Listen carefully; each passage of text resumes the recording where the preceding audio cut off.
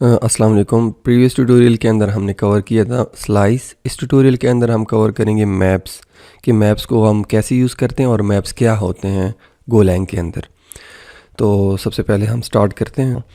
सबसे पहले मैं एक वेरिएबल डिफाइन करूँगा m:= ठीक है। आगे मैं करूँगा मेक के साथ, क्योंकि मैंने एम्प्टी इनिशियलाइजेशन करनी है इसलिए मैं मेक के साथ जाऊँगा। उसके बाद होता है मैप। जैसे मैं मैप इंटर करता हूँ कि वो की होती है, सेकंड टाइप जो होती है वो वैल्यू की होती है। ठीक है, मैं उसको बताता हूँ कि मैंने जो है ना स्ट्रिंग की एंटर करनी है और जो वैल्यू होगी वो मेरे पास इंट होगी। ठीक है, वो मैं आपको अभी दिखाता हूँ क्या मतलब है उसका।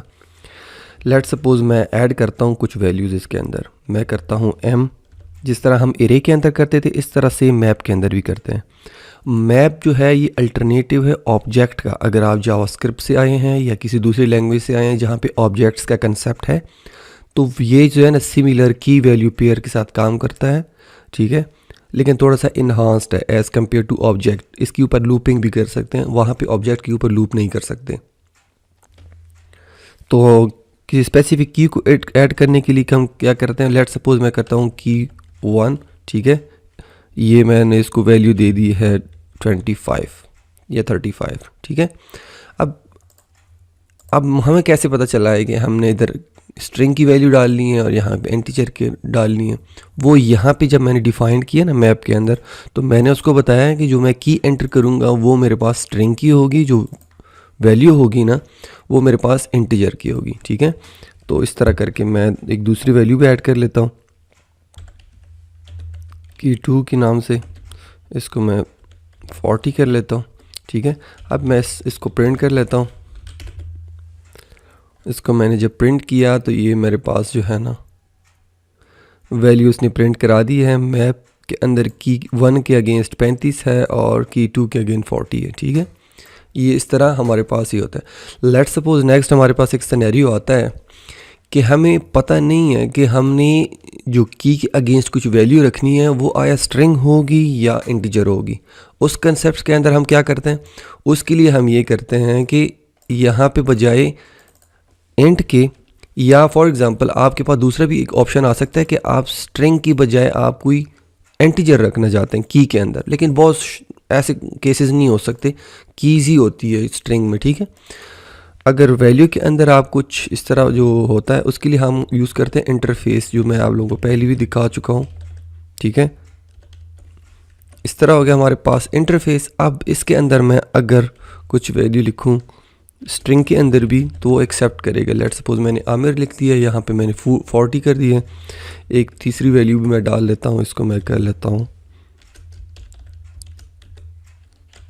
ठीक है, और इसको की के मैं चेंज कर लेता हूँ, 3 कर लेता हूँ, और इसको मैं दोबारा से प्रिंट भी कर लेता हूँ। और एक दूसरी चीज़ आपको दिखा दूँ, इसकी आप लेंथ भी मालूम कर सकते हैं कि इसके अंदर कितनी एंट्रीज़ हैं ये मैप के अंदर। ठीक है, उसके लिए सेम वही फंक्शन जो इरेक का होता है लेन का, ये फंक्शन इसके अंदर भी काम करता है। ठीक है, अब मैं दोबारा से इसको चलाता हूँ।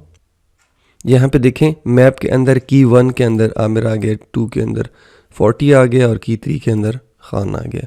इस तरह उसका लेंथ भी उसने बता दिया 3। तो ये एक आप लोगों के साथ जेन्युइन ट्रिक शेयर किया है जो इंटरफेस का है। ठीक है, तो इस तरह हम मैप यूज़ करते हैं। अच्छा, नेक्स्ट इसके अंदर आगे जाते हैं, बढ़ते हैं इसमें। वो किस तरह होता है कि फ़िलहाल मैं इसको कमेंट कर लेता हूँ ताकि आगे जाके काउंट। अच्छा, नेक्स्ट हम देखेंगे कि सिंगल लाइन के अंदर डिक्लेरेशन और इनिशियलाइजेशन मैप का कैसे करेंगे। उसके लिए ये है कि मैं एक वेरिएबल डिफाइन करता हूँ और उसको मैं करता हूँ मैप। ठीक है, उसको मेक नहीं करेंगे, मेक तब यूज़ करते हैं जब एम्प्टी हो, कुछ भी आपने असाइन ना करना हो, सिर्फ उसकी डिक्लेरेशन करनी हो। यहाँ पे तो मैं डिक्लेरेशन भी करना चाह रहा हूँ और उसको वैल्यू भी असाइन करना चाह रहा हूँ, तो इसलिए मैं मैप और आगे उसको कर लेता हूँ स्ट्रिंग। ठीक है, और लास्ट पे मैं कर लेता हूँ इंटीजर, उसके अंदर मैंने रखना है। ठीक है, और इसके अंदर मैंने इस तरह कर लिया है। ठीक है, की वैल्यू और आगे मैं इसकी इस तरह रखूँगा। लेट सपोज मेरे पास की है S1। ठीक है, इसके अगेंस्ट मैंने कुछ वैल्यू रखनी है 56, और S2 के अगेंस्ट मैं ये मैं सीक्वेंस के साथ लिख रहा हूँ, आप ज़रूरी नहीं है कि कुछ कोई भी हो सकती है। ठीक है, 45 हो गया। लेट सपोज आपने यहाँ पे रखा है कि यूज़र नेम ठीक है, और 3 हो गया। ठीक है, अब इसको मैं क्या करता हूँ, प्रिंट कर लेता हूँ। यहाँ से मैं शॉर्ट कॉपी कर लेता हूँ क्विकली। यहाँ पे देखें, अब हमारे पास मैप सिंगल लाइन के अंदर डिक्लेयर्ड भी हो गया, उसको वैल्यू भी असाइन हो गई और उसका लेंथ भी उसने बता दी है। अच्छा, ये तो हमारे पास हो गए 2 वेज। ठीक है, अब तीसरा ये है कि अगर किसी ऑब्जेक्ट से अंदर से हमने कोई डेटा डिलीट करना, वो कैसे होगा। लेट सपोज मैं यूज़र नेम को डिलीट करना चाह रहा हूँ, वो मैं कैसे डिलीट करूँगा। ठीक है, तो इसका तरीका ये है कि हमारे पास एक डिलीट का वो होता है, इसका फंक्शन होता है। ठीक है, बिल्ट इन फंक्शन है जो कि मैप से डिलीट करता है। उसको सबसे पहले हम बताते हैं मैप, जो हमारे पास मैप डिक्लेयर्ड होता है। ठीक है, जिस तरह मैंने यहाँ पे एस को मैप वो असाइन किया हुआ है। उसके बाद आपने नेक्स्ट उसके अंदर बतानी होती है की, कि कौन सी की को आपने डिलीट करना है। लेट सपोज मैं उसको करता हूँ यूज़र नेम, कि मैंने इसको डिलीट करना है। ठीक है, अब दोबारा से मैं अगर इसको दोबारा से प्रिंट करवा लूँ, इसके नीचे देखते हैं कि उसने वैल्यू को डिलीट किया है कि नहीं। ठीक है, यहाँ पे देखें, अब उसने क्या किया कि S1 S2 दे दिए हैं, S3 को उसने डिलीट कर दिए।